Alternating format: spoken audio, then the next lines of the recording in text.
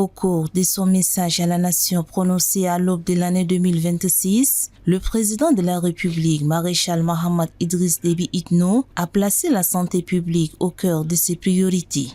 Dans un pays où les attentes restent fortes face aux difficultés d'accès aux soins, ce passage du discours a constitué l'un des moments les plus scrutés par l'opinion et par les acteurs du secteur. Le chef de l'État a rappelé que la santé demeure un secteur prioritaire et a mis l'accent sur la nécessité de renforcer à la fois la capacité d'accueil des structures sanitaires et la qualité des soins offerts aux populations. Ces doubles enjeux renvoient à la réalité quotidienne des centres de santé et hôpitaux confrontés à l'insuffisance du plateau technique, au manque de personnel et aux longues distances que parcourent encore de nombreux Tchadiens pour se soigner. Le président a annoncé que le recrutement du personnel soignant à la fonction publique devrait désormais se faire davantage au niveau local en lien avec les collectivités territoriales. Cette orientation vise à rapprocher les ressources humaines des besoins réels à la base et à limiter la concentration du personnel dans les grandes villes au détriment des zones rurales. Le défi sera maintenant de traduire cette volonté politique en procédures transparentes, rapides et opérationnelles. Pour l'année 2026, l'accent est également mis sur l'amélioration de la gestion du système de santé. Cela concerne la planification, le suivi des indicateurs, la disponibilité des médicaments et la prise en charge des patients. Le président a souligné que la santé ne se résume pas à la construction de bâtiments, mais à la qualité des soins effectivement reçus par les citoyens.